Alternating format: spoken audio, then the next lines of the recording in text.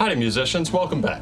Let me present you with two scenarios. Situation one, you're playing with a band, they're showing you a new song that they've worked up, and when you get to the B part, they say, oh, this part modulates to the key of E flat, so just riff over an E flat scale for a little while. Well heck, how do you play an E flat scale, right? Situation number two, you're learning a new song. Let's say you're taking music lessons and somebody assigns you a song in the key of E flat. Well heck, how do you play an E flat scale, right? In either of these situations, we need to orient ourselves and find what the heck an E flat scale is as soon as possible, as quick as we can, so that we can get to work on the music that we're working on. Well, that's what today's lesson is about. We're going to look at the fastest, easiest way to come up with a major scale on your instrument. Now, as you may have figured out at this point, there are a lot of different ways to build scales, and some are more appropriate for different situations, and some just stick better with certain people. Some people like doing it this way, some people like doing it that way. There is no right or wrong way as long as it gets you to the correct answer of what the heck is an E flat scale. I'm just using E flat as an example, but we can use these tools to make any scale that we want, right? Well, today we're going to be talking about the easiest and the fastest way, and that is this. Whole, whole, half, whole, whole, whole, half. I know it's a confusing looking pattern if you've never seen it before, but this is actually a really common way to build scales. What we're talking about here is whole steps and half steps. Each of these W's is a whole step, and each of these H's is a half step. Whole, whole, half, whole, whole, whole, half. Okay? That's the pattern that we're going to be working with. So what we're going to do is we're going to take any note that we need, and we're going to build a scale from that just by climbing up by a whole step or a half step every time. So let's grab an instrument and we'll dive right in. So I know I do a lot of these videos with guitars, but that's for two reasons. One, I play guitar. That's one of my main instruments. And two, this is actually a really good way to look at how scales work, because we get a straight line from this note all the way up to the octave. So we can look at every single note that we have within an octave on this instrument pretty easily, because every new fret is a new note. So let's do a couple of examples here on the guitar. Let's start with E. On this instrument, it's going to be the most clear. So if we have an E note, in order to go up a whole step, first of all, what is a whole step? A whole step, pretty simple, is two half steps, okay? Don't let the terms confuse you. Basically, a half step is just the distance between one note and the very next note. Between E and F, between A and A sharp. From one note to the very next note right next to it, that's going to be a half step. So what is a whole step? It's just two of those. The guitar works out really well because we can think of things in terms of frets. A whole step is two frets, and a half step is one fret. So let's take the key of E here, and we're just going to make an E major scale using this whole, whole, half, whole, whole, whole, half pattern. Ready? So we have E, and then we're going to go up a whole step, and that gets us an F sharp. Now we go up another whole step, and that gets us a G sharp. Now we go up a half step. That's just one fret, getting us an A note. Now we go up another whole step, now another whole step, one final whole step, and now we're back to our last half step, and that brings us right back to E again. So we have E, F sharp, G sharp, A, B, C sharp, D sharp, right back to E where we started. Okay, so let's pick another string and do the same thing. Let's try a D string, right? So let's go from the open D string, and we're going to go all the way up to our next D. So starting on D, we go D, now we go up a whole step to E, up another whole step to F sharp, and now we go a half step to G, and now we go another whole step, one final whole step, and now we're right back to a D note again. One small problem though, when you see people playing guitar, they don't look like that, right? They're moving across this way too.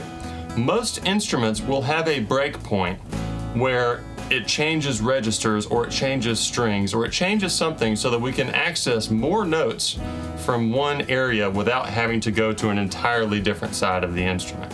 On guitar, we go up to the 5th fret. and that's the same note as our next string. So instead of continuing on, we would just move to the next string. On mandolin, it's the 7th fret. On saxophone, we flip the positioning lever over to manual, press in the clutch, and then change the gearbox ratio over to match the number of sharps in this key. I don't know how saxophones work. The point is, most instruments have some kind of way of changing registers so that we can reach all of the notes that we need access to more easily. And we could keep going on all of these through all of the different major scales we have. But if you want to see all of the different major scale possibilities, check out my Patreon page. I have an exclusive PDF download that shows all of the different major scales we can possibly play, and there's a video where I go through each of these scales and I play through them all really slowly so you can get a chance to practice these scales along with someone. And we go over all 15 major scales. Wait a minute. 15 major scales, we only have 12 notes, so there should only be 12 major scales. If you want to learn more about that, click the subscribe button because we're going to be getting into that very soon in an upcoming video. But for now, let's hop over to the piano and take a look at a couple more examples. So let's take a look at how some of this would work on the piano. Let's start with the key of C. It's always the easiest on the piano because we just get the white keys. So if we have a C note, and we follow this pattern we've been talking about, we're going to go up a whole step, which means going up 2 notes, another whole step, which means another 2 notes, a half step, so we just go up 1 note, then another whole step, another whole step, a final whole step, and then a half step. So we have C, then we go a whole step up to D, then we go a whole step up to E, now we have a half step up to F. Now we have a whole step up to G, another whole step up to A, another whole step up to B, and then our half step brings us right back to our C note. Okay? So now let's do some examples in some flat and sharp keys. Same process though, we're still just going to go up 2 notes on the whole steps and 1 note on the half steps. So let's do the key of D. This is a sharp key. So we're going to have D, and then we go up a whole step to E. Now we have another whole step to F sharp. Now we have a half step to G. Now we have another whole step to A, another whole step to B, a final whole step to C sharp, and now our half step brings us back to D. So we start on D, we go up a whole step to E, a whole step to F sharp, a half step to G, now a whole step to A, another whole step to B, a final whole step to C sharp, and now a half step brings us back to D. Now let's try an example in a flat key. Let's try B flat.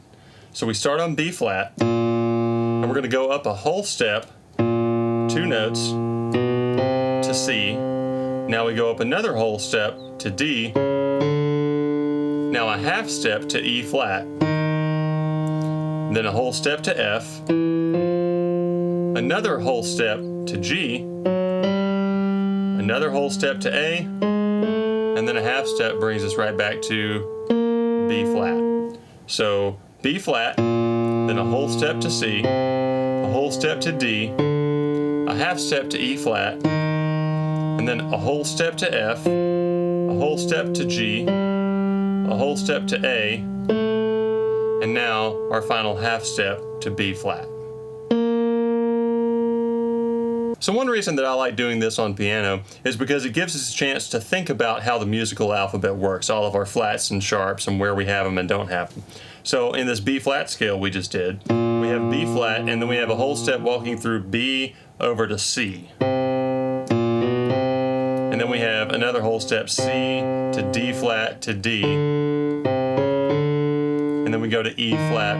So it gives us a chance to think about which notes are flat or which notes are sharp and which ones are going to be natural, and it just makes us learn a little bit more about the musical alphabet. One reason that I really like this method is because it helps you understand the relationships between all of the different notes in our scale, or another way to say that is it helps you understand the relationships between our scale degrees. So it helps you understand that there's a whole step between the 4th and the 5th, and that there's a whole step between the 5th and the 6th. but there's a half step between the third and the fourth. There's a half step between the seventh, right back to your root again. So it helps you kind of get a feel for how this particular scale works, or really any particular scale works, because they all have the same pattern. Another reason I like this particular method is because it works just as well on paper as it does on an instrument. Sometimes when we're learning scales on an instrument, we just pick it out by ear and we just go by what sounds like a scale. But sometimes it's helpful to be able to think about music outside of an instrument or in its abstract form. So how do we build an E scale? When we're working with these different things, if I just need to talk about it in a situation with a band member and I don't have an instrument in my hands, I can still think about this in terms of whole steps and half steps, and it allows me to kind of build the scale in my head without having to write it down. But if I choose to write it down, then I can use this whole step and half step pattern, and I can really work out how this thing works without having to have my hands on an instrument, or without having to visualize how this would work on an instrument. It works just as well in the abstract form as it does on an actual instrument. Plus, this is one of the few universal things that we have that's easy to remember. Whole, whole, half, whole, whole, whole, half. If you just remember that pattern, you can always build any major scale you ever need to, any key. Well, thank you guys for watching. As always, if you have any questions, drop them down below in the comments and I'll see if I can help you out. And don't forget to check out the Patreon page where you can see that exclusive video and practice along with me playing through all 15 scales, getting some practice on this. And you'll get that PDF download showing you all of the notes in all of the 15 major scales that we use. If there's anything in particular that you want to see me cover in one of these videos, also drop it down in the comments and I'll see if I can get to it. You guys practice hard and we'll see you in the next one.